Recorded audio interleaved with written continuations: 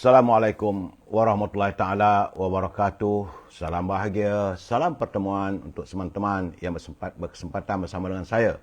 Apa khabar saudara Mazli Syamsuddin? Begitu juga saudara Kamarul Zaman, teman-teman, saudara Mustafa Ilyas, suasana sejuk.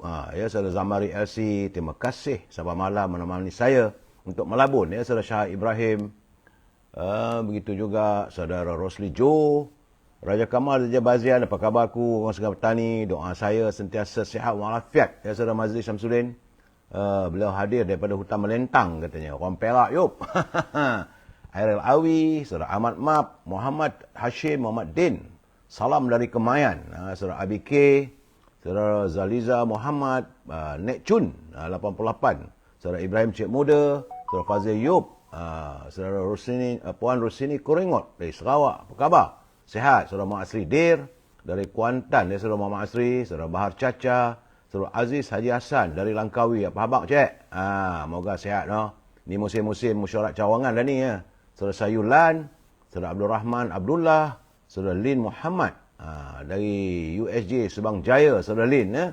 Saudara Zack Zul, saudara Puan Siti Fatimah Hamad, saudara Roslan Arifin, apa khabar saudara? Saudara Abdul Aziz Haji Hassan, salam dari Langkawi. Saudara Syahrani Salmah, salam warga cinta ramai katanya. Suraiti Husin, saudara Mus Ahmad, saudara Adilo Chun, Sungai Petani. Saudara Atan Likas, apa khabar Atan? Hebat, semakin hebat Atan punya live dan juga short-short kiriman yang pendek-pendek. Alhamdulillah, teruskan perjuangan saudara Atan.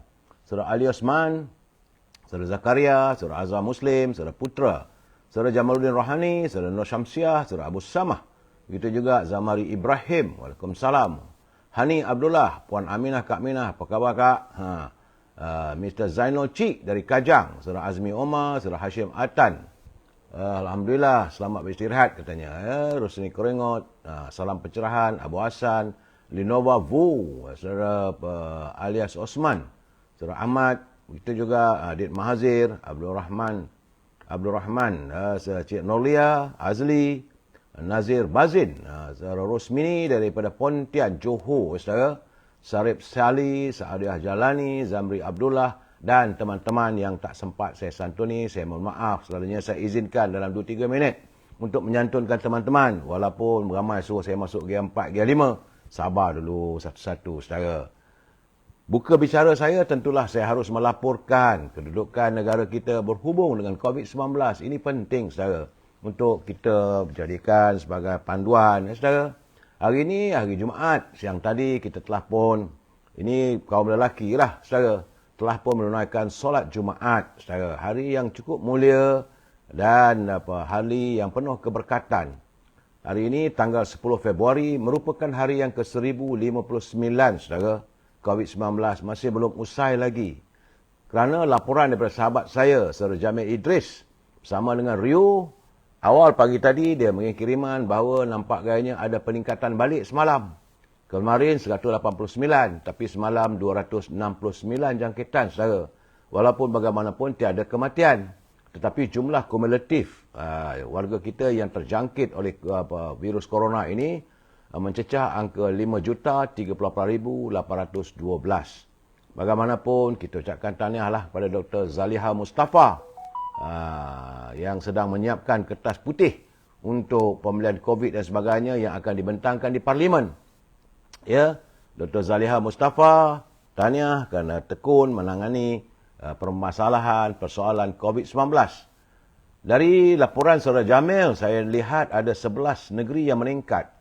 Susut cuma 3 negeri saja, saudara. Sementara Perlis dan Labuan, alhamdulillah, kekal sifar. Saya melihat Labuan ni sudah pun lebih seminggu tiada jangkitan. Di Selangor ada peningkatan, tapi angkanya 65. Tak banyak, saudara. Semua negeri di bawah angka 100. Alhamdulillah, bersamalah kita berusaha memutuskan jaringan COVID-19, saudara. Kita masuk segmen e-commerce. Perlu, saudara, dalam keadaan-keadaan sekarang ni, ekonomi yang sebegini, berniagalah anda. Kalau anda mempunyai produk, sila hubungi Al-Azhar supaya bolehlah saya wawarkan produk anda. Sila hubungi di talian 0113304141. Al-Azhar memasarkan setangi al-bakurnya dan juga aroman parfum daripada tanah Arab yang dihasilkan berasaskan kepada pati kayu gaharu, saudara. Sekiranya anda tidak dapat menghubungi Al-Azhar, boleh hubungi Siti Farehah di talian 017-711-4300. Kalau menghubungi saudara Zack Pulau Mutiara, tolong promote akaun baru saya. Saya akaun baru macam mana, saudara? Zack. Dia kata minta saya promote akaun baru. Saya tak boleh mempromotkan akaun anda. Kalau anda punya produk, hubungi Al-Azhar ataupun Siti Farehah 017-711-4300 untuk saya mewawarkan ataupun promosikan produk anda. Siti Farehah tetap dengan dendeng manis Siti Farehahnya. Harga masih kekal harga lama dan memang sedap, saudara. Boleh makan dengan roti, dengan pulut, dengan kanji dan dengan nasi sebagai lauk, saudara. Teman-teman yang tinggal di sekitar Lembah Kelang, kalau mahu buah-buahan terus dihantar ke rumah anda. Tak ada perlu perkhidmatan Lenovo dan sebagainya. Terus ke rumah anda. Hubungi saudara Syauqi 012-357-5703. Ini hanya untuk teman-teman di sekitar Lembah Kelang, saudara. Dan akhir sekali, tentulah makanan kegemaran saya, popiah sira Lady Maria, makan mengasyikkan sambil-sambil kita melabun. Memang sedap, saudara. Asyik, dia rasanya pedas, rangup, manis dan tak mahal mana pun, saudara. Hubungi saudara Nizam di talian 019-435-1203. Itu saja, saudara, segmen e-commerce kita. Dan seperti biasa, kita masuk segmen naluri kehidupan. Ini perlu saya ingatkan anda bahawa saya bukan da'i, jauh sekali saya bukan pendakwah. Saya hanya menuturkan apa yang dihantar kepada saya oleh teman-teman saudara. Sebenarnya, saudara, saya lihat tulisannya agak cantik. Kerana ketika kita sihat, saudara, mungkin kita tak begitu banyak menghargai kesihatan yang kita alami. Tetapi, bila kita ditimpa penyakit, misalnya sakit seluruh badan, lemah longlai, lemah-lemah, rasa badan tidak selesa, ataupun tidak bertenaga, maka ketika itu barulah kita sedar betapa nikmatnya kesihatan. Dan saat itu kita memohon agar dijauhi daripada sebarang kesakitan, saudara. Tapi malangnya, apabila perkara terjadi, ramai pula yang tak sedar bahawa semua itu merupakan anugerah dan nikmat daripada Allah kepada hamba-Nya. Nikmat atau anugerah Allah bukan saja dalam bentuk kegembiraan, saudara, tapi juga dalam bentuk kesakitan yang seharusnya kita menerima dengan sabar kehadirannya. Tujuan Allah menimpakan penyakit kepada hamba-Nya, ia bertujuan untuk menguji sejauh mana keimanan kita, apakah mereka sabar ataupun redha dengan ketentuan ilahi. Tapi apabila Allah memberikan kesenangan dan nikmat hidup, adakah mereka bersyukur? Itu persoalannya, saudara. Bila dapat seronok, kita tak syukur. Bila susah, baru ingat Tuhan. Itu tak betul, saudara. Kerana ciri-ciri golongan orang yang beriman ialah apabila mereka bersabar dan redha ketika dilanda musibah. Allah akan memberi ganjaran kepada mereka yang redha dengan ujian musibah itu dan dijadikan sebagai penghapus dosa yang dilakukan sebelum ini, sebagaimana hadis yang diriwayatkan oleh Imam Bukhari bahawa baginda Rasulullah SAW berkata, tidaklah seorang Muslim ditimpa sakit, melainkan dengan Allah akan menggugurkan kesalahannya, saudara. Ingat itu, saudara. Jadi kesabaran dan redha amat dituntut kepada mereka yang berhadapan dengan musibah. Terutamanya bagi mereka yang diuji dengan musibah kesakitan. Jika mereka bersabar dan terus berpegang pada ajaran agama, nescaya mereka akan mendapat ganjaran besar di sisi Allah dan darjat mereka juga akan ditingkatkan. Ingat, saudara, itu seketika naluri kehidupan kita. Kita santun pula kata-kata mutiara kiriman sahabat saya Tan Sri Osu Sukam. Katanya, hidup ini bagaikan satu pemusafiran. Saudara kena ingat, saudara, hidup ini bagaikan satu pemusafiran. Ada kalanya kita tersesat, ada kalanya kita tenggelam, dan ada ketika kita hanyut, saudara. Hanya kepada Allah saja kita meminta pertolongan agar selalu menunjukkan jalan kebenaran. Itu yang penting, saudara. Memang, saudara, pemusafiran dalam hidup kita ni, dunia ini sementara sifatnya. Kita adalah musafir yang menanti waktu akan dipanggil pulang oleh ilahi. Ingat saudara, terima kasih Tan Sri Osu Sukam yang tidak henti-henti menghantar kiriman kepada saya. Saya tidak henti-henti akan mengingatkan pimpinan negara supaya jangan membelanjakan wang negara tanpa had. Kerana kita bimbang, kalau wang negara dibelanjakan tanpa had, maka negara akan muflis. Itu peringatan saya pada pimpinan negara, saudara. Siapalah kita kalau hanya sekadar bercakap, tapi kalau kita mengingatkan, terpulanglah mereka nak dengar ataupun tidak, saudara. Ingat semua, saudara. Hari ini, saudara, sudah pun masuk hari yang ke-66. Artinya, dalam countdown kita tinggal 34 hari lagi. Genap 100 hari kerajaan perpaduan yang diwujudkan atas titah Tuanku Duli Yang Maha Mulia Sri Paduka Baginda Perdana Agong, atas usaha Datuk Seri Zahid Sri Anwar Ibrahim bersama dengan Datuk Seri Zahid Hamidi, bersama dengan Datuk Fazilah Yusof dan teman-teman yang lain dalam kabinetnya. Matlamat kerajaan perpaduan ini adalah untuk menangani derita rakyat. Itu asas dan prinsipnya. Saya berharap mereka tidak lari, sebab itu kita buat countdown hari yang ke-66. Dalam pada itu, saudara, kena ingat, tinggal 41 hari lagi kita menanti lambaian Ramadan. Rindu kita, saudara, pada hadirnya Ramadan, bulan yang amat mulia. Tinggal 41 hari, jadi persiapkanlah diri saudara, persiapkan tenaga saudara untuk kita menghadapi kehadiran bulan yang penuh kemuliaan, itu bulan Ramadan, saudara. Usai, saya memberi peringatan begitu, sebelum saya meneruskan pencerahan, kita santun dulu pantun Pak Nazir.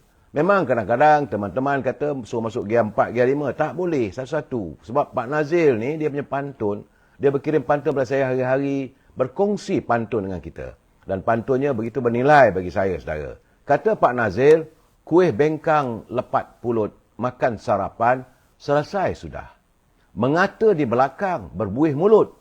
Apabila berdepan, terkelu lidah. Ini sikap orang kita. Berarti saya kata pantun Pak Nazir ini penuh dengan kiasan dan teguran. Mengata orang di belakang, berbuih mulutnya. Tapi bila berdepan, terkelu lidah. Tambah Pak Nazir, menarik tabir ternampak kera. Teruja perasaan, kehilangan kata. Berintegrasi mentadbir harta negara, memberi kesejahteraan rakyat jelata. Jadi setiap pemimpin harus mempunyai integrasi untuk mentadbir negara ini supaya negara kita ini kemakmurannya dapat dikongsi oleh warga kita keseluruhannya, saudara.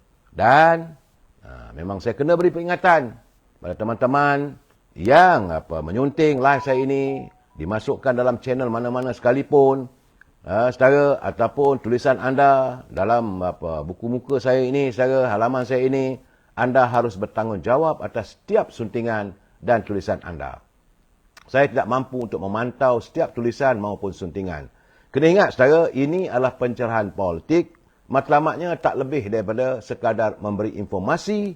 Dan kalau saya memberi pandangan dan juga mengulas, maka pencerahan ini haruslah berprinsipkan kepada kita mesti bersetuju untuk tidak bersetuju. Jangan marah, saudara. Kalau saudara tak bersetuju pun tak ada masalah. Kalau saudara bersetuju, alhamdulillah. Itu prinsipnya. Asas kita mesti bersetuju untuk tidak bersetuju. We must agree to disagree. Itu prinsipnya, saudara, ya. Jangan saudara nak marah dengan saya, ataupun kalau saudara nak mengirim kiriman, ataupun mau berhujah, tak ada masalah. Asalkan gunakanlah bahasa-bahasa yang baik, bahasa-bahasa yang melambangkan kepribadian bangsa kita, saudara. Kita adalah bangsa yang ada tamadinahnya. Kita adalah bangsa yang menyantuni setiap persoalan secara harmonis. Kerana kita adalah warga cinta damai, saudara. Baik, saudara, kita masuk bab cuaca. Setakat hari ini, petang tadi, mendung, nak hujan, tak hujan. Ada tempat-tempat lain hujan, ada tempat lain panas. Jadi, kalau kawasan-kawasan yang panas lit-lit tu, saudara, banyakkan minum air. Bagi kawasan yang hujan, pastikan waktu malam kalau anda tidur, pakailah sarung kaki. Kerana suasana cuaca kita tidak menentu dan waktu malam cuacanya turun begitu rendah. Sebagaimana saya laporkan sebulan lalu, sehinggalah bulan Mac nanti, negara kita mengalami cuaca waktu malam yang rendah, iaitu 22 darjah Celsius. tidak sesuai untuk warga seusia dengan saya, warga emas. Kalau bangun tidur, nak buang air kecil malam, saudara, berhati-hati. Itu peringatan saya, saudara. Baik. Saya harus melaporkan perkembangan terkini di Turki dan Suria. Saudara, di Ankara dilaporkan jumlah kematian akibat gempa bumi yang begitu dahsyat awal minggu lalu, saudara, yang melanda selatan Turki dan juga Syria. Kini disahkan sekurang-kurangnya sudah pun memakan korban sejumlah 21,000 warga Syria, warga Turki yang tewas. Di Turki, angka kematian meningkat. Katanya tidak kurang daripada 17,674 nyawa yang terkorban. Dan 72,879 dilaporkan cedera semalam, saudara. Itu menurut kenyataan Agensi Pengurusan Bencana dan Kecemasan Turki. Jumlah kematian di Syria pula meningkat. Sekurang-kurangnya 3,377. Ini termasuklah 2,030 mangsa di kawasan yang dikuasai oleh pemberontak. Sebab Syria ini masih lagi bergolak dalam politiknya. Itu keadaan saya bila negara itu bergolak, bila ada musibah, sukar untuk menerima bantuan dari negara luar. Saudara? Dan di wilayah barat pula jumlah kematian adalah 1,347. Ini yang dikawal oleh kerajaan Syria. Demikian menurut kumpulan pertahanan awam, White Helmets dan media kerajaan Syria. Jumlah mangsa yang cedera di Syria merentasi semua wilayah yang terjejas meningkat kepada 5,245 dengan 2,295 warga dalam kawalan kerajaan serta 2,950 yang dikuasai ataupun dikawal oleh pemberontak. Itu saudara. Jadi artinya sekarang ni sekurang-kurangnya 78,124 orang cedera di Syria dan Turki. Jadi kita saudara bersamalah kita berdoa pada Allah SWT agar teman-teman kita, sahabat-sahabat kita, saudara-saudara kita di Turki dan Syria dilindungi oleh Allah. Dan seandainya mereka kembali ke rahmatullah, kesan daripada gempa bumi yang melanda di negara tersebut, maka mereka dihimpunkan rohnya di kalangan orang-orang yang dikasihinya, saudara. Baik. Itu di luar negara. Dalam negara saya agak ngeri sikit, saudara. Terkejut juga apabila Bank Negara, iaitu Bank Negara mengumumkan bahawa inflasi tahun ini dijangka kekal tinggi. Sebab itu saya mengingatkan anda berhati-hati. Bank Negara Malaysia mengunjurkan inflasi keseluruhan. Itu inflasi trust tahun ini agak sederhana tetapi kekal tinggi katanya. Menurut Governor Bank Negara Tan Sri Nur Syamsiah Mak Yunus, unjuran itu dibuat susulan keadaan tekanan kos dan permintaan yang berlarutan. Inflasi trust dijangka kekal dalam jangka masa terdekat. Sebahagiannya disebabkan oleh kesan asas yang rendah pada separuh pertama tahun 2022. Sebagaimana yang saya katakan, saudara, kerajaan hari ini inherit ataupun mewarisi permasalahan kesan daripada pentadbiran 4 tahun yang lalu, iaitu 3 Perdana Menteri yang melonjakkan hutang negara sampai ke tahap 1.5 triliun ringgit, saudara. Jadi sebab itu Bank Negara mengunjurkan bahawa kesan inflasi masih lagi kekal pada tahap yang tinggi. Jadi saudara berhati-hati bila berbelanja. Malahan saya melihat juga sekarang ni ada pula tiba-tiba dapat satu berita yang ini juga memeranjatkan kita. Kerana syarikat kita yang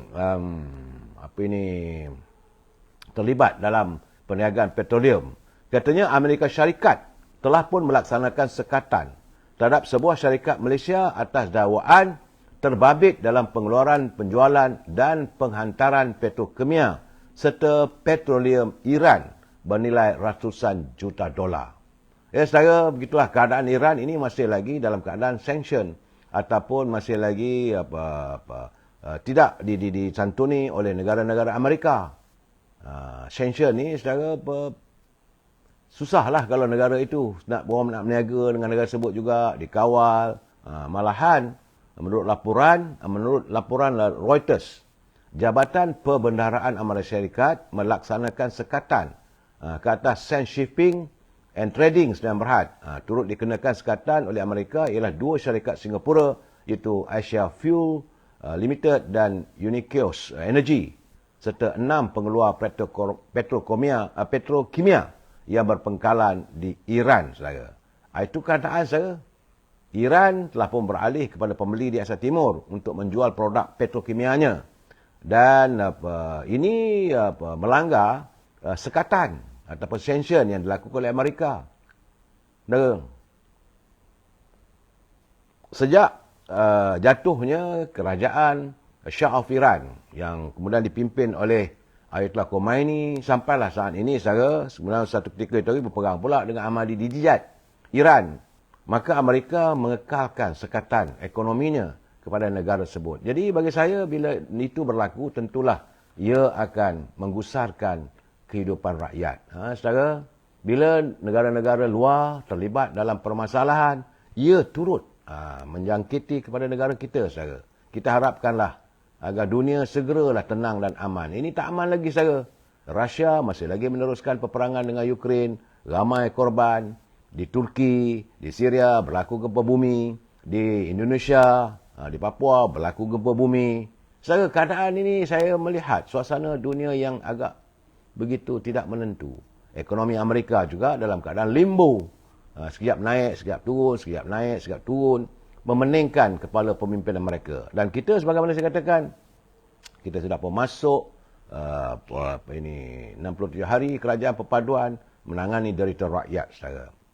Dan saya menjangkakan bahawa setelah saya duduk menung-menung, saudara, saya yakin bahawa trust ataupun polisi maupun unjuran, saudara, ekonomi polisi kita ataupun dasar ekonomi kita, walaupun kadang-kadang dilihat kabur, tapi tentulah ia mendasari kepada masyarakat madani. Rasa saya lah, saudara, walaupun tidak diumumkan, tetapi saya melihat unjuran-unjuran, kenyataan-kenyataan yang dilontarkan oleh kabinet menteri-menterinya, malahan yang bawa Perdana Menteri pun, saya merasakan pertama sekali mengajak warganya berjimat cermat. Masyarakat madani dia berjimat cermat. Juga menghargai anugerah ilahi, saudara. Cuma saya melihat hari ini, saudara, nampak-nampak gayanya kes Datuk Seri Najib ni masih lagi berlegar. Masih lagi tak selesai. Sebab hari ini pendakwaan katanya telah pun menarik balik. Iaitu rayuan untuk melucut hak 9 entiti berkaitan dengan skandal YNDB. Jadi termasuklah ke-9 entiti tersebut, termasuk UMNO, wanita MCA yang pada mulanya dikaitkan dengan skandal penyelewongan dana ini. Dan sehingga saat ini pendakwa gagal. Pendakwaan gagal di peringkat Mahkamah Tinggi dan Mahkamah Rayuan untuk melucutkan hak wang. Sama ada daripada Habib Jewel, Hatta Tech Trading, wanita MCA, UMNO, Badan Perhubungan UMNO Kedah, serta 4 individu, iaitu Prano Sedang Berhad, bin Sabi Sedang Berhad, dan KNZ Enterprise. Jadi artinya, saudara, ada ruang-ruang yang kita melihat bahawa perbicaraan ni, sebab itu saya katakan, selagi tak dibawa John Loh, dan juga tak dibawa Zeti, bersama dengan Nik Faizal, dan gerombolannya ke mahkamah, selagi itulah keadaan ini berterusan. Sampai bila kita nak tengok, saudara? Sampai bila rakyat mahu dihidangkan dengan berita-berita, hujahan-hujahan di mahkamah, sekejap pincang, sekejap betul, sekejap tak ada, sekejap begitu, sekejap begini. Rakyat pun pening. Dan akhirnya rakyat akan merasakan bahawa badan kehakiman ini digunakan untuk orang politik. Sebab tuduhan ini dilakukan era kepimpinan Dr. Mahathir dan diteruskan era Tan Sri Muhyiddin. Malahan, waktu Datuk Seri Ismail Sabri menjadi Perdana Menteri pun, tidak ada, bukanlah kita minta campur tangan, tetapi sepatutnya difikirkan. Kalau selagi Jolo tak dibawa ke mahkamah, maka sepatutnya perbicaraan itu harus ditangguhkan dulu, bukan dihentikan. Ditangguhkan. Dan tak sepatutnya Datuk Seri Najib dihantar terus ke Kajang.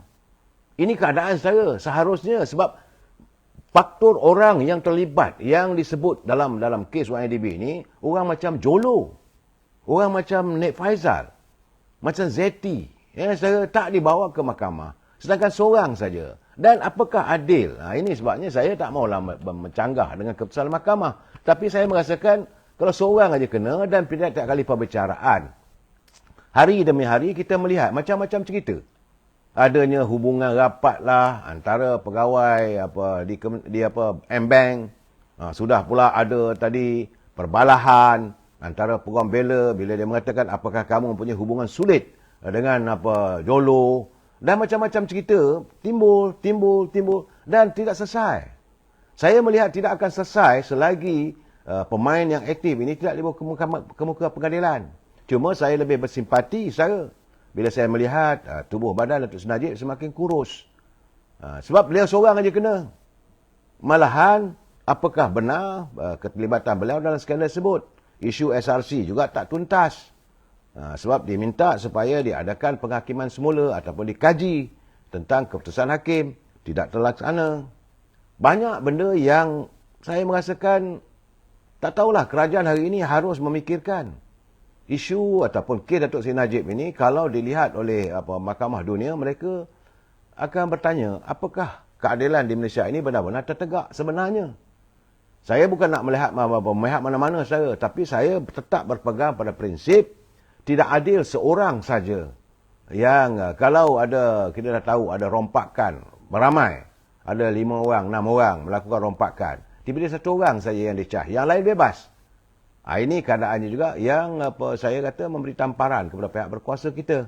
Terpulang, saya tak mau campur lebih saudara dalam keadaan begini. Cuma saya merasakan, bila saya tengok, saya lihat laporan-laporan, perbicaraan terhadap Datuk Seri Najib, saya katakan semua ini selagi pemain-pemain utama tidak dihadapkan ke muka pengadilan, selagi itulah rakyat akan melihat dengan penuh kepincangan perbicaraan tersebut. Terpulanglah pada pihak-pihak yang berwajib untuk melihat ataupun melaksanakan maupun menangani persoalan ini, saudara.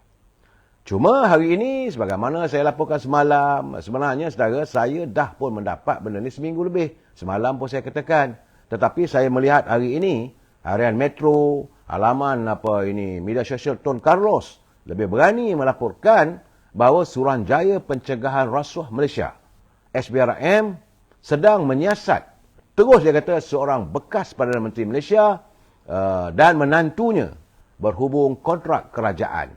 Jadi dia menyebut, sumber SPRM berkata, siasatan tertumpu kepada kemungkinan salah guna kuasa dalam pemberian sistem imigresen bersepadu nasional.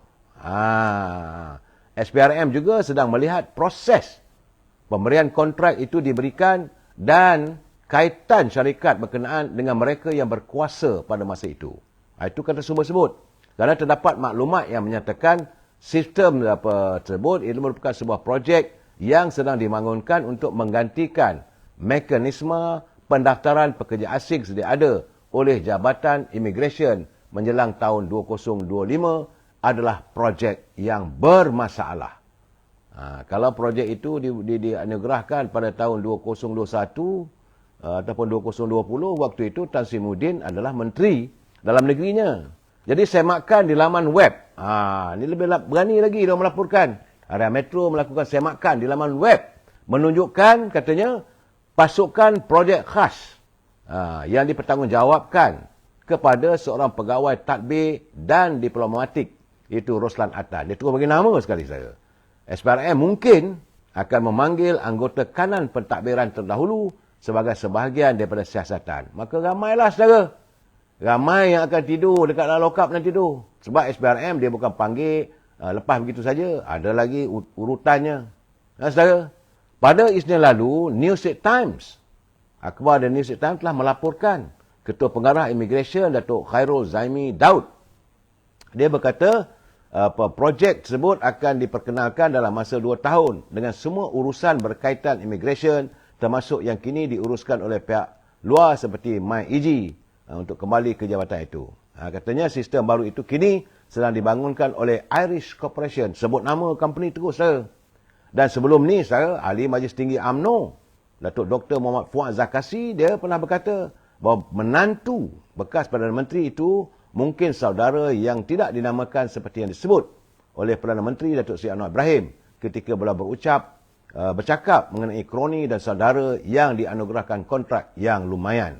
Jadi, menantu pemimpin itu juga dinamakan dalam laporan media sebelum ini sebagai antara seorang pemain utama dalam kontrak untuk projek tersebut.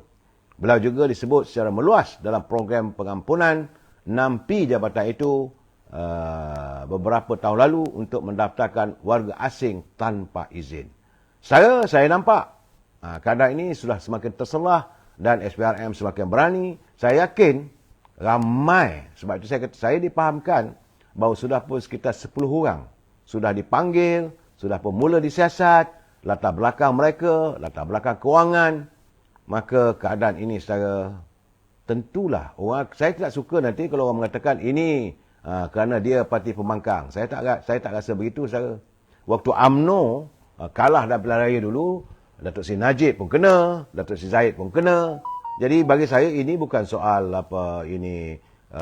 bermotifkan politik, tetapi kerana penglibatan wang rakyat begitu besar saudara. 1.2 bilion. Itu kontrak satu saudara. Ada lagi yang diragui. Ada 2-3 lagi. Malahan sehingga saat ini pun Dr. Zaliha sedang pun memperkemaskan tentang kertas putih yang akan dibentangkan di Parlimen. Cuma saya kata, kenapa doktor cakap begitu? Apakah tak siap lagi? Ini tak baiklah. Nak dikemah-kemah lagi, sepatutnya dah ada, dah ready semua tu, barulah dia buat pengumuman. Tapi kalau umum sekarang ni baru nak ini, itu menimbulkan persoalan. Jadi kita tak bersedia. Sepatutnya kita mesti dalam keadaan bersedia. Saya cuma memberi teguran. Mungkin Dr. Zaliha ni dia baru jadi menteri. Bila dah jadi menteri ni, kadang-kadang saya timbullah persoalan-persoalan. Itulah tugas kerajaan untuk cari masalah-masalah yang lopong, tirih dan rasuah, kata Hamzah Muhammad Noor. Saudara, Fazlul Abdul dia kata tak mengaku terang-terang pun bertambah kecut dah tu. Saya tak mahu menuduh sesiapa pun, biarlah SPRM menyiasat. Keadaan sekarang ni, politik negara kita makin dalam keadaan yang tak menentu. Tapi dengan adanya siasatan SPRM ini, saya yakin saudara ramai. Saudara Zarfan Yati dia kata jenis Anwar SPRM baru nak siasat dia umum dah. Itu dia saudara Zarfan. Saya bersetuju begitu juga. Sepatutnya jangan umum dulu. Jangan kita tergopah-gapah dalam membuat pengumuman. Saudara Fazilah Abdul dia kata tak betul, takkanlah berani bunyi dia kata. Itu keadaannya. Saudara Faris Atan, Bestari Net, jangan lupa. Saya bagi tahu saudara banyak. Saya tidak mahu menamakan satu persatu. Dan ini juga termasuklah juga tentang pembelian vaksin. Pembelian vaksin itu memang seharusnya bahawa siasatan harus dilakukan sepenuhnya. Bukan hanya kertas putih. Kerana kita meragui, saudara. Pertama-tama lagi, dulu saya dah bercakap. Saudara jangan lupa, saya masih ingat setiap satu pembelian ataupun kenyataan-kenyataan yang dikeluarkan oleh mereka yang mengeluarkan vaksin, tak silap saya jenis Pfizer.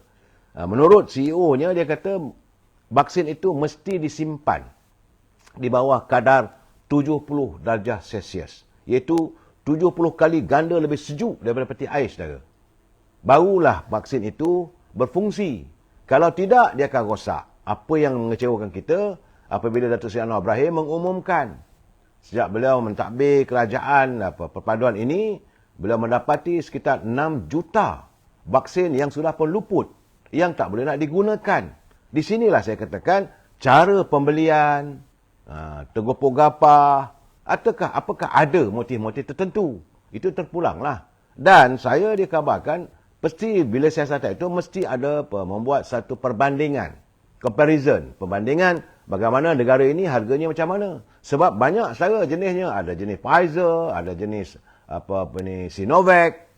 Malahan saya sendiri, saya tercakap terus terang, saya terkesan. Mula awalnya saya disuntik dengan Sinovac. Yang asalnya daripada negara China 2 kali. Suntikan pertama dan suntikan kali kedua. Masuk suntikan kali ketiga, mereka menggunakan Pfizer.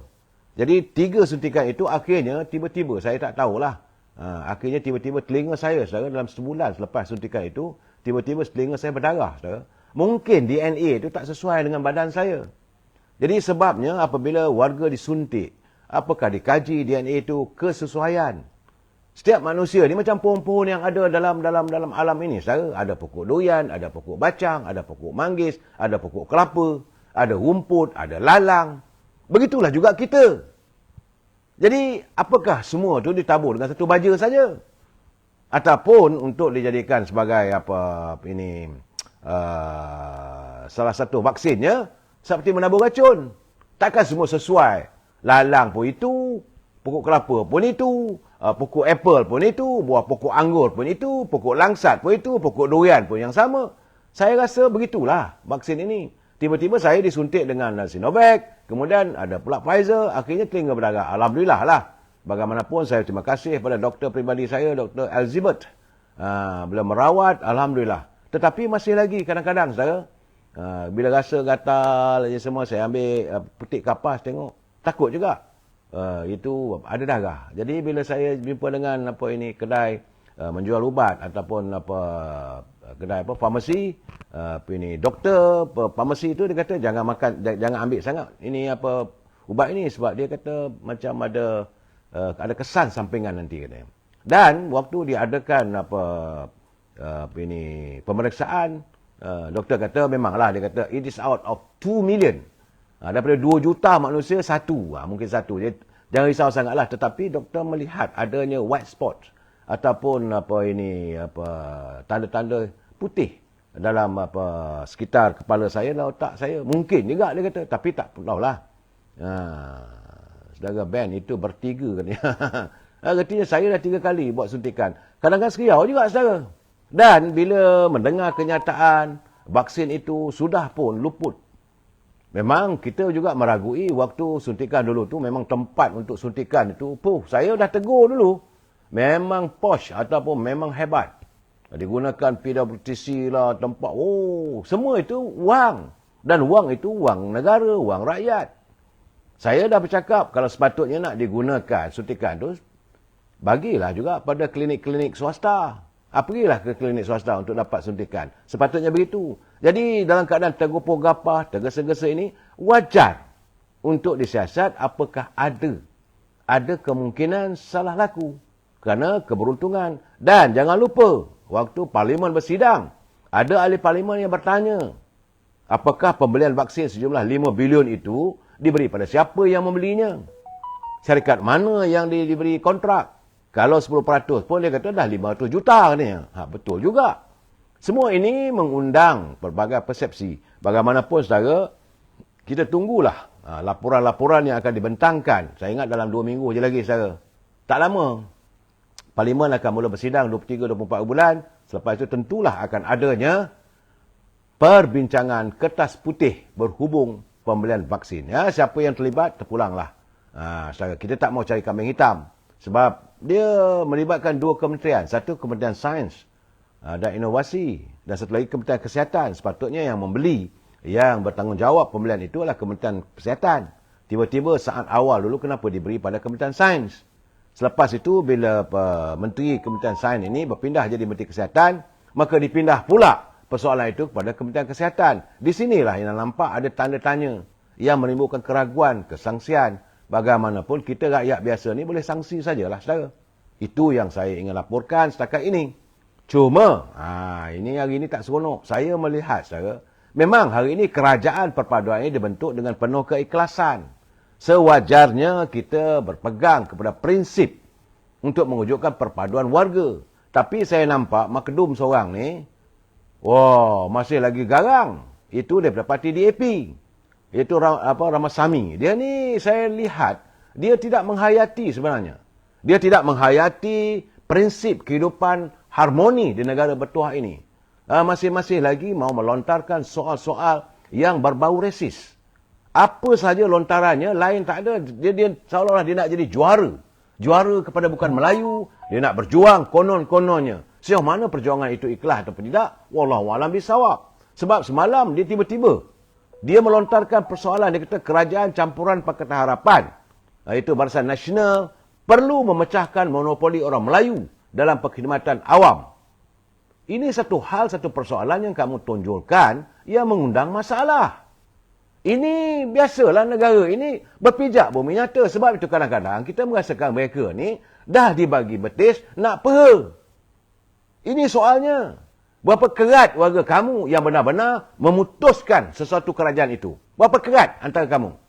Jangan berlindung di bawah parti yang anda wakili. Tetapi kalau nak bercakap soal bangsa, berapa ramai warga kamu, keturunan kamu, yang kamu kata mesti dipecahkan monopoli. Sejak bila kita mengamalkan monopoli? Dulu, saya ingat lagi, 5 tahun dulu, Menteri Pertahanan menyatakan bahawa ramai warga mereka tak mahu pun masuk pasukan tentera. Malahan kadang-kadang mereka melihat dengan pandangan yang sinis pasukan tentera. Hari ini tiba-tiba kata kerajaan campuran Pakatan Harapan mestilah memecahkan monopoli. Monopoli apa bendanya? Bukan tak ada KSU daripada keturunan bukan Melayu. Adanya ketua pengarah keturunan bukan Melayu. JD ataupun juruterus daerah. Bukan tak ada. Jadi kata Ramasamy ini apabila kerajaan baru mentadbir dan dipimpin oleh Perdana Menteri yang baru daripada Pakatan Harapan, langkah segera perlu diambil bagi memastikan perkhidmatan awam tidak dikuasai sepenuhnya di tangan orang Melayu. Bila masanya orang Melayu menguasai sepenuhnya? Kamu lupa sepatutnya di mana bumi dipijak, di situ lagi dijunjung. Saya memang terpanggil nak bercakap soal ini, saya geram saudara. Orang macam Ramasamy ni sepatutnya, tapi tak tahulah dia berlindung di bawah parti DAP. Dan DAP bertanding di Pulau Pinang. Kalau di kawasan dia kacau di macam di Tapah atau bertanding di kawasan-kawasan di luar Pulau Pinang, baru dia tahu untuk nasib dia. Ini dia berlindung. Saya haraplah cara teman-teman dalam parti DAP ini melihat sikap. Kalau anda nak berdamai, kalau anda nak mewujudkan perpaduan, nyatakan seikhlas mungkin. Kalau ahli anda melontarkan kata-kata sedemikian, perlu diambil tindakan. Ini bagi saya akan memecahkan persahabatan ataupun persefahaman. Dia kata memandangkan kepelbagaian ekonomi mengenai pemilikan dan kawalan adalah tidak masuk akal untuk memastikan perkhidmatan awam kekal sepenuhnya di tangan orang Melayu. Apa benda ni? Apa benda dia bercakap ni? Saya pun tak faham. Sebab dia kata dasar perkauman seperti itu tidak boleh dipertahankan lagi. Bila masa kita mengekalkan pegawai-pegawai daripada keturunan Melayu ini dianggap sebagai perkauman. Kita dah letakkan syarat nak bekerja dengan kita kerajaan, mesti lulusan, mesti ada kelulusan daripada sijil-sijil yang menguasai bahasa Malaysia. Kena ingat, ini negara tercinta. Kamu jangan main-mainlah Ramasamy. Kamu jangan mengundang masalah. Berkali-kali saya lihat kalau kenyataan Ramasamy ini, tidak ada satu pun kenyataan yang menyenangkan warga bangsa Melayu. Tapi tuduh orang lain resis. Kamu macam mana? Saya malahlah nak maki hamun, tapi memang sepatutnya dia hamun. Orang yang begini tidak layak untuk berada dalam kerajaan perpaduan. Saya harap Yang Amat Berhormat Datuk Seri Anwar Ibrahim bukan saja ignore ataupun buat tak tahu kenyataan tersebut, tapi perlu ditegur. Kena bagi tahu pada Anthony Loke, cukup-cukuplah dia menyakiti warga bangsa Melayu. Saudara Ikan Darat, dia kata Ramasamy ni siapa yang lepas kes dia dulu? Saya tak tahu. Tapi kerajaan mana? Kerana waktu dia ditahan oleh Datuk Ayub. Ingat saya LGTE? Hampir Datuk Ayub pun kecewa. Kerana kerajaan waktu itu pimpinan Datuk Mahathir. Dia berlindung di bawah kekuatan parti DAP. Kerana pengaruh DAP itu adalah pengaruh kuasa penentu dalam mewujudkan kerajaan, maka dia berselindunglah sebab dia ahli DAP. Dan saya melihat warga DAP pun seolah-olah mengizinkan, membiarkan berterusan. Sampai bila kita mahu meneruskan suasana politik yang bersikap resis? Yang ada ni kita santuni, damaikan. Sir Remy, memang bagi saya memang tidak sopan lah. Manusia bernama Ramasamy ni sepatutnya, saya tak tahulah kenapa warga Pulau Pinang masih memilih dia sebagai wakil rakyat. Masih memilih dia untuk dilantik sebagai timbalan ketua menteri. Orang macam ni tak sesuai berada di bumi negara kita ini yang mengamalkan politik yang harmonis, yang tidak lagi mahu adanya politik bersikap resis. Saya haraplah pimpinan dalam DAP ni sedar diri sikit. Bukan saya, sebab itu kadang-kadang anda membuatkan warga bangsa Melayu dalam keadaan seribu tanya sejauh mana anda ikhlas dan jujur dalam menangani soalan ini. Saya haraplah. Memang saudara Adin Chun dia kata Ramasamy ni dia bukan resis lagi saya. Bagi saya tak sesuai untuk hidup dalam masyarakat Melayu yang cukup harmonis. Saya bagi tahu saudara, masyarakat saya asalnya macam di kampung saya di Lumut, kami hidup bahagia, tak ada masalah. Ada Melayu, ada Cina, ada India. Tapi bila ada orang macam Ramasamy ini, inilah orang memecahkan perpaduan yang sedia ada, menimbulkan tanda tanya. Ini saudara saya haraplah saya harap agar pimpinan dalam DAP sila tangani. Kalau saya kata, memang saya, nak terkeluar dah kata-kata tu. Tapi saya kata, ini tak adalah. Secara remi dia kata, kita gabung kembalilah UMNO, PAS bersatu. Saya dah bagi tahu antara UMNO dengan bersatu ni tak boleh. Cuma PAS ni sepatutnya dulu, kalau PAS bersama dengan UMNO dalam muafakat nasional, tak ada masalah. Yang masalahnya parti bersatu. Yang masalahnya pimpinan dalam PAS dan juga orang-orang tali barut dalam UMNO ni hendakkan bawa bersatu. Bersatu dia matlamat dia nak bunuh kita. Itu persoalannya. Dan sekarang ni macam di AP pun kita melihat tali barut yang masih lagi bersikap resis. Kononnya nak jadi juara. Dia nak juara apa? Aduh, geramlah saya, saudara. Tapi tak apalah, saudara, kita teruskanlah pencerahan saya malam ini. Saya bercakap tentang Masami ni. Bagi saya merasakan dia berhutang dengan warga bangsa Melayu, terutama kaki tangan kerajaan. Apabila dia mempersoalkan, bukan tak ada kaki tangan kerajaan, bukan monopoli. Ini tengoklah populasi, takkanlah dengan 70% rakyat bumi ini, tadi warga Melayu, nak diberi juga sama rata dengan keturunan India dan Cina. Tak maaf lah benda begini. Kita tak mau membangkitkan soal itu. Kalau lagi anda bangkitkan, kita juga boleh membangkitkan. Ini orang yang tak mengenang budi dan orang tak pernah berterima kasih kepada warga bangsa Melayu yang sentiasa berlapang dada menerima kehadiran mereka. Ini keadaannya. Mereka inilah wakil-wakil. Sebab malahan bila Datuk Ayub tangkap itu hari, tak tahulah macam mana dilepaskan begitu saja. Betul, saudara Black Gold. Saya setuju. Orang Melayu kena bersatu. Selagi kita tak bersatu macam inilah, bangsa lain akan cuba menuba persatuan kita dan mereka akan bercuba untuk mengocakkan keharmonian negara kita ni. Kalau kita bersatu, kita kuat. Ini keadaan, saudara. Kalau selagi kita mengamalkan sistem politik pecah dan perintah, selagi itulah kita akan terlibat dalam masalah politik yang tak habis-habis. Sebab itu saya mengharapkan hari ini kerajaan perpaduan, nama pun perpaduan. Silalah kita berdamai. Cuma saya yakin untuk dengan bersatu ni tak mampu. Sebab kenyataan-kenyataan daripada pimpinan bersatu tu, orang kata yang amat menghiris hati warga UMNO. Itu keadaan macam kita nak nak bersatu balik. Ngeri saya. Sebab mereka tidak ikhlas. Bukan tak ada diwujudkan. Walaupun kita ada muafakat nasional. Okeylah. Dia dah bersama-sama, dah bersama dengan UMNO dulu. Apabila aku pilihan raya di Sabah, apa jadi? Itu soalannya. Tidak ada keikhlasan. Saya malah nak sebut benda begitu, saudara. Tetapi bagi saya, kalau orang macam Ramasamy ni, kalau kita tak bersatu, inilah jadi negara kita. Bagaimana, saudara? Saya ingin menjelaskan, saudara, apa yang berlaku di Kota Baru hari ini. Banyak orang mengatakan case petition.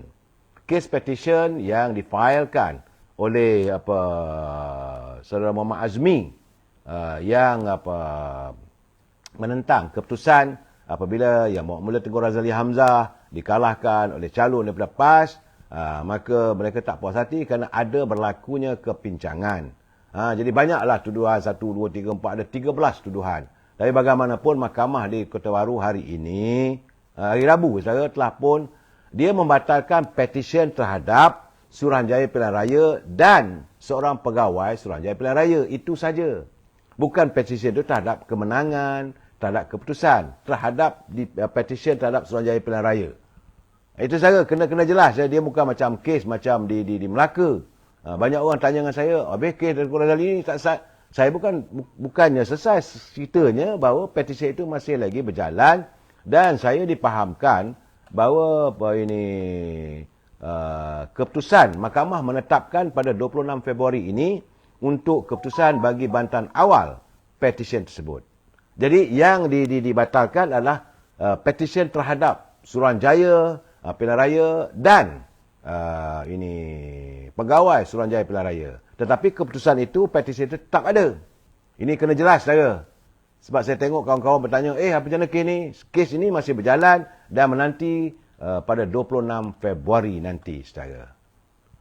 Kes, saudara, itu tentang petition. Begitu juga tentang kenyataan Datuk Ahmad Maslan bahawa UMNO diberi tempoh selama 60 hari untuk menjawab segala persoalan berhubung dengan dakwaan ada ahli yang menghantar protes kepada pejabat pertubuhan, pejabat pendaftar pertubuhan ROS kerana keputusan Perhimpunan Agung UMNO yang tidak mahu jawatan presiden dan timbalan presiden itu dipertandingkan.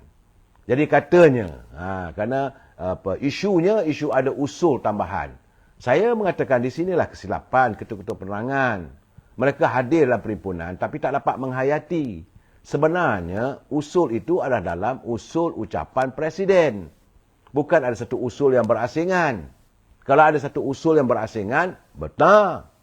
Mesti dibawa oleh cawangan atau pembahagian ataupun perhubungan negeri serta Majlis Tinggi. Itu proses itu betul. Tetapi apabila dibahaskan ucapan presiden dan dimasukkan, tak boleh dianggap suatu berasingan. Jadi kegagalan ketua-ketua penerangan peringkat bahagian. Jadi sekarang ni musim pemilihan parti ni di peringkat cawangan dan sebagainya, saudara, maka wajarlah diterangkan keadaan sebenar. Jadi kadang-kadang ahli pun dalam keadaan begitu. Selagi boleh spin, nang spin lah. Ya, saudara, saya bukan nak spin. Ini kan benarannya, saudara. Saya cakap terus terang, saudara, bukan nak spin. Bukan saya nak memperbetulkan persepsi. Dia bukan ada satu usul khas.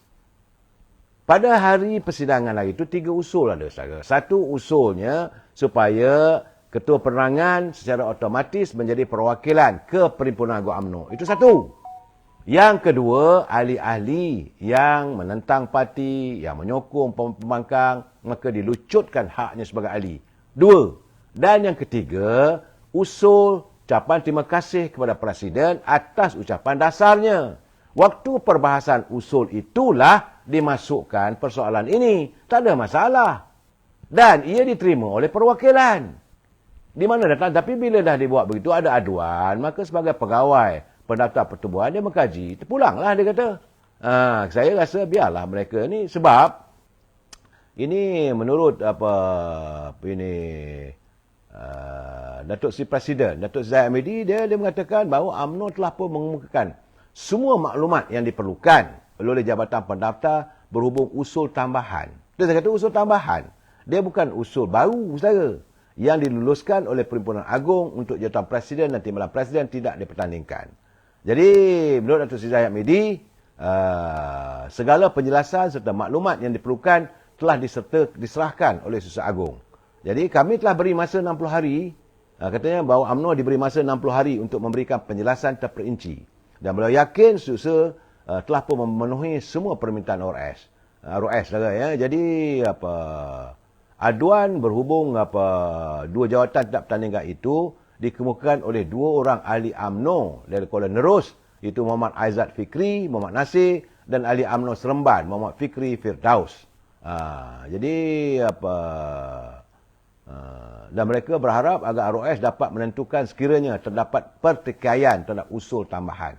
Ini saya katakan sekarang, penerangan ni saudara, penerangan layak mengundi. Saudara Botak, dia kata penerangan, dia hadir sebagai perwakilan, dia layak mengundi.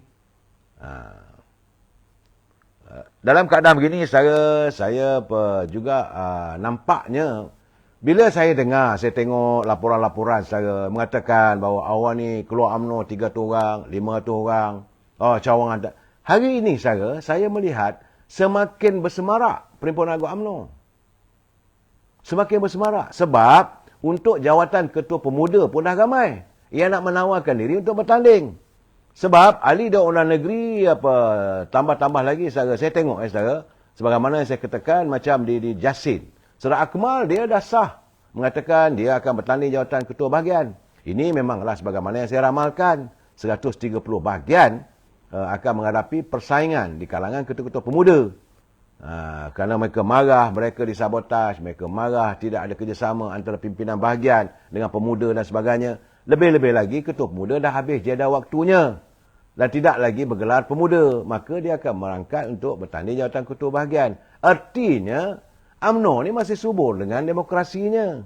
Saudara Akmal Saleh, dia mengesahkan akan mencabar Datuk Hassan Rahman bagi jawatan ketua UMNO bahagian Jasin.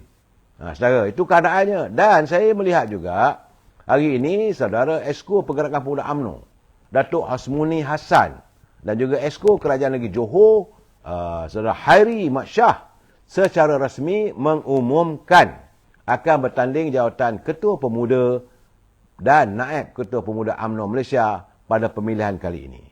Jadi Hasmuni bertanding Ketua Pemuda, Hairi bertanding Naib Ketua Pemuda. Sementara Dr. Akmal Saleh yang diwawarkan akan bertanding jawatan Ketua Pemuda pula menyatakan tidak akan bertanding jawatan pemuda bagi memberi fokus untuk bertanding jawatan ketua bahagian. Jadi kerti saudara bahawa demokrasi dalam UMNO masih subur. Selain daripada Hasmuni, terdapat juga beberapa nama yang disarankan ataupun menyatakan mereka juga berusaha untuk menggapai yakin warga ahlinya untuk bertanding jawatan ketua pemuda. Antaranya Datuk Arman Azhar yang menawarkan diri sebagai Ketua Pemuda Malaysia. Bagaimanapun Hasmuni kabarnya mendapat sokongan daripada Barisan Esko Pemuda 2018. Dia katanya matlamatnya adalah untuk membantu parti mengembalikan kepercayaan anak muda kepada UMNO. Jadi saudara, macam mana kalau mereka mengatakan bahawa UMNO ni tak ada pengaruh, adanya cawangan di bawah? Tak ada saudara. Malahan sekarang ni saudara, untuk jawatan majlis tinggi 50 calon telah pun mengemukakan kertas pencalonan mereka akan bertanding. Tarikh tutup 13 bulan saudara. Sudah sampai 50 dikabarkan akan bertanding majlis tinggi. Dan terdapat begitu ramai untuk bertanding naib presiden. Macam mana kata tak ada demokrasi? Datuk Seri Muhammad Khalid Nordin akan mengekalkan jawatannya. Begitu juga saudara Dr. Zamri Abdul Kadir, Menteri Luar. Dia mau mencuba nasib sebagai naib presiden. Saudara Datuk Azralina Osman. Ini Menteri Undang-Undang. Ketua Perhubungan UMNO Wilayah, Datuk Johari Abdul Ghani. Ketua Pemuda, Dr. Ashraf Wajidi. Mantan Menteri Besar Johor, Datuk Hasni Muhammad. Ketua Perhubungan UMNO Sabah, Datuk Bong Mokhtar. Mantan Perdana Menteri Datuk Ismail Sabri masih lagi belum memberi keputusan sama ada nak bertanding atau tidak. Cuma yang kita tak seronok masih lagi menyalahkan orang itu, menyalahkan orang ini. Kita pun tak tahu. Begitu juga dengan penyandangnya Datuk Mahathir Khalid. Jadi saat ini sebenarnya dah 10 orang. Artinya bahawa jawatan dalam UMNO itu masih lagi ada tarikan. Bukannya boleh sembarangan begitu saja. Begitu juga sekarang ni. Okey, sekarang kita bercakap tentang spekulasi pilihan raya negeri. Ini satu hal lagi, saudara. Untuk pemilihan dalam parti sudah selesai. Pemilihan untuk pilihan raya negeri, khususnya di Selangor sekarang ni sudah semakin semarak. Apabila UMNO katanya membuat spekulasi bahawa Tengku Zafrul dicadangkan untuk bertanding bagi kawasan Sungai Kandis di Selangor. Bagaimanapun, kursi tersebut saat ini belum ada lagi ketentuan daripada Parti Keadilan untuk melepaskan kursi tersebut. Sungai Kandis ni dulu, bila kita kalah pilihan raya awal dulu, calonnya Datuk Lokman Adam. Tapi dibenangi oleh calon dari PKR. Jadi sebab itu PKR Selangor tidak berhasrat untuk melepaskan kursi DUN yang dimenangi kepada rakan barunya, iaitu di Sungai Kandis, yang dilaporkan akan ditandingi oleh yang berhormat mulia Tengku Zafrul. Pengarah pilihan raya Yahya Syari, dia kata pendirian itu sudah dinyatakan dalam perbincangan tidak rasmi antara Pakatan Harapan dengan Barisan Nasional berhubung soal pengagihan kerusi di Selangor bagi menghadapi musim pilihan raya negeri sebelum Jun ini. Jadi menurutnya katanya tiada pertikaian di 40 kerusi DUN yang dimenangi oleh Pakatan Harapan dan 5 kerusi oleh Barisan Nasional pada PRU 14 dulu. UMNO dapat 5 kerusi dulu saya. Namun fokus perbincangan agihan kerusi ketika ini tertumpu pada kerusi yang disandang oleh Perikatan Nasional, iaitu Perikatan PN. Jadi Tengku Zafrul nak bertanding mana-mana pun terpulang kepada Barisan Nasional ataupun UMNO. Tapi kalau dia nak bertanding, kena ikut agihan kerusi Barisan Nasional lah. Bukannya ambil kawasan kerusi PKR. Dan ini satu lagi saya, spekulasi semakin bertiup kencang bahawa mantan Menteri Penerangan Antarabangsa dan Industri dulu, iaitu Azmin Ali juga disebut-sebut akan diletakkan untuk bertanding di Negeri Selangor, katanya sebagai poster boy. Kalau menang Perikatan Nasional, Azmin lah akan jadi Menteri Besar Selangor, katanya, saudara. Dan ini juga menimbulkan beberapa persoalan yang berbangkit antara ini kerana kabarnya Azmin adalah pilihan PBM. Sementara pula tiba-tiba nama Khairi Jamaluddin pula menjadi pilihan PAS. Ada sudah mula ada pertikaian, orang ni nak bertanding itu, orang bertanding ini. Bagi saya soal-soal itu, soal Khairi Jamaluddin ni tak apalah. Kalau dia nak masuk PAS, alhamdulillah lah, silakan. Kalau PAS memang menyokong. Jadi pertembungan Selangor ni, Selangor saudara adalah negeri yang kaya. Semua orang nak jadi menteri besar. Azmin Ali nak patah balik. Jangan, bagaimana dengan Datuk Amiruddin Syari? Dia masih kekal sebagai menteri besar. Dia mewakili parti PKR. Dan PKR selalu saya katakan mereka sudah pun mantap di negeri Selangor. Kerana Selangor ini perlu dianggap sebagai metropolitics. Kawasan politiknya adalah metro, iaitu bersikap urban ataupun kawasan separuh bandar. Pengundi-pengundi di Selangor adalah terdiri daripada warga gated society ataupun warga yang semalam saya katakan terpenjara dalam pagar nak disantuni sukar. Dia berbeza dengan macam di Tanjung Karang ataupun di Sungai Besar. Itu lain. Itu kawasan luar bandar. Tetapi kebanyakan kawasan-kawasan di Selangor ini adalah gated society ataupun mereka mengamalkan politik metro. Politik metro ni, aku fikir dan penguasaan media sosial itu lebih penting. Jadi sama-sama kita dengar, saya difahamkan bahawa sudah pun ada perbincangan berhubung dengan kursi-kursi yang akan diagihkan dalam musim pilihan raya negeri Selangor khususnya. Sebab itu orang kata